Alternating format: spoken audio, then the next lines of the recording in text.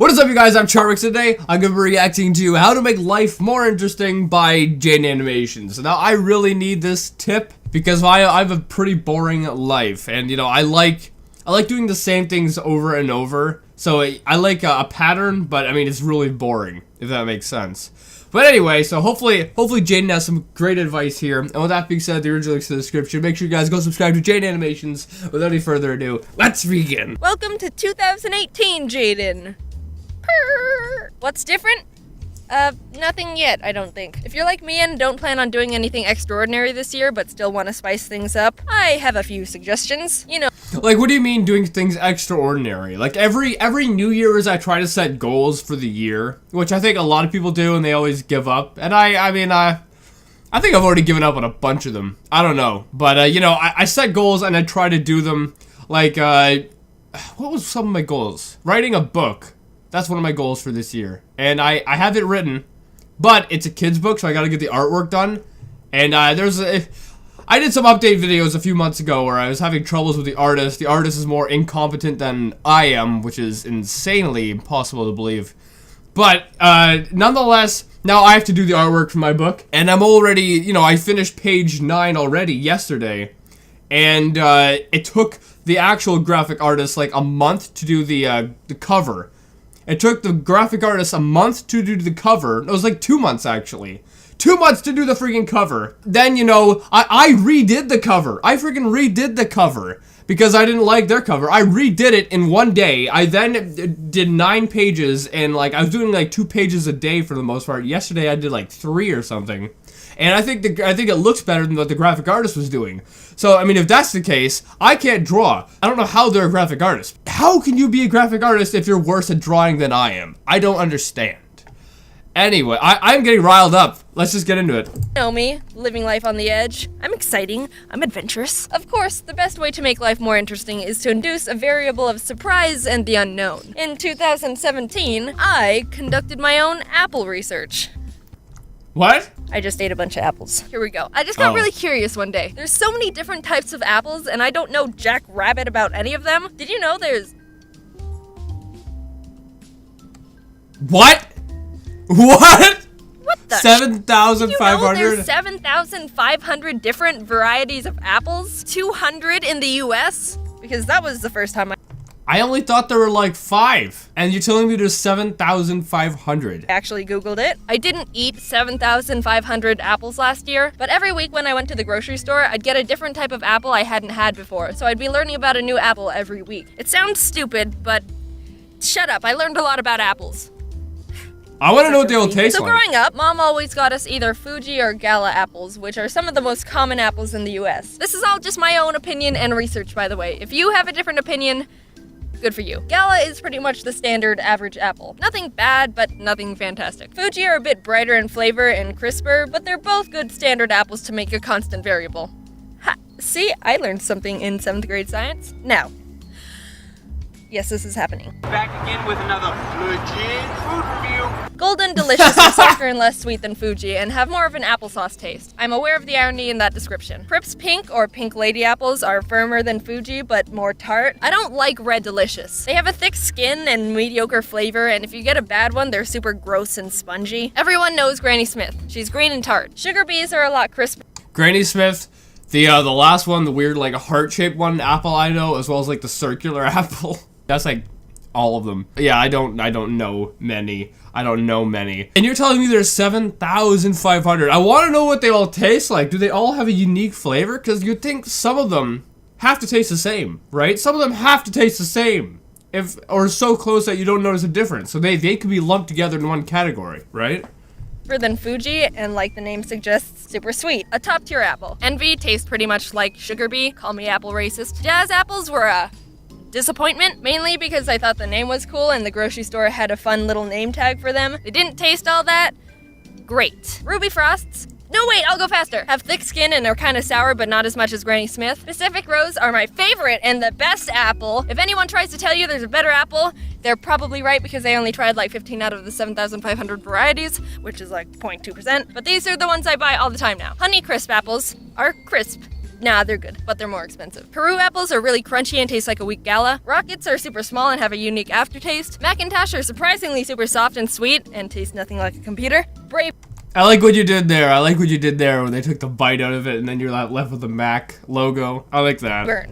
Also known as the worst apple to ever be genetically created. I tried it for the first time and was like, ugh, ew, whoa, what the freak? Like, it's trying to be sweet, but also tart at the same time, and it's like, just pick one, you're just a dumb apple. Apparently, they were created by accident and are a hybrid of Granny Smith and Lady Hamilton, so they're not even supposed to exist. Jeez, Granny Smith, use protection. But, I mean, to give them credit, that's pretty progressive considering it was the 1950s. Apparently, Brayburn is also a My Little Pony character.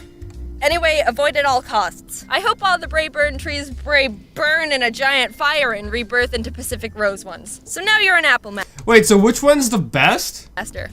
Like me. Apple Research gave me something to look forward to each week and isn't very expensive since they're apples. I'm also currently running a similar experiment on mint gum flavors. If apples aren't good enough for you, then try doing something you normally wouldn't do. But not because you're a new and improved person, just to try and get a good story out of it. If you start trying to induce good stories, eventually you'll get one. When I was still in college, I had to take a service learning class where we had to earn 75 hours of service from some sort of internship without being paid. The one I chose, completely on my own, not because it was the closest to campus and I didn't have a car, was working as a teacher's aide at a children's Montessori. Don't know what a Montessori is? Me neither when I... Isn't a Montessori like a... I've heard that name a lot of times. Isn't it like a school for people who have disabilities or something? It's something like that, right? I know they do weird things. Unless I'm just crazy. There's a possibility. I took the internship. It's a children's school where the teachers focus more on letting the kids learn things on their own more naturally than traditional teaching methods in elementary schools. Oh, okay, so they're not handicapped. Alright, I guess I got that wrong. Wait, Jaden, this sounds interesting. Can you explain a bit more? Nope, I'm moving on. So the main reason I chose Montessori, not including the... Wait, so you spend like 10 seconds explaining that, but you have like 3 minutes of apple talk. Was because kids are funny. And there would be some great stories to come from babysitting a classroom of kindergarten to third graders 6 hours a week for a whole semester. I applied to the Montessori and scheduled an interview. I've never had a real job before, so I was super nervous and didn't know what to expect. The head teacher, Miss Frizzy, which isn't her real name, greeted me. Miss Frizzle? Actually, no, first, I didn't know where the front door was. Like, I went up to the door that I thought was the entrance, but it was locked, so I called the number they gave me, and they said just go through the gate, and I didn't know where the gate was, but it ended up being around the side of the building, and the gates were all closed, so I thought I'd have to hop the fence to get into the school, but it would look super sketchy to see a college student hopping a gate to force their way into a children's Montessori. But I figured it out. So I met Miss Frizzy, but not in our own room. It was in the middle of the kids' With the frizz? No way! Oh! class time when they were all running around with books and puzzles. She was like, "Hey there, nice to meet ya," and pulled out a kid's chair because they didn't have anything else. I sat down and my knees crunched up to my chin. It was a lot more casual than I thought it was gonna be, and probably should have been. There was one part where she was like, "Do you have first aid training? You legally need to have that if you want to work with children." And I will not confirm nor deny the possible first aid training in question, but yeah, we might have brushed over that one. Anyway, I got the internship around... Naughty, naughty.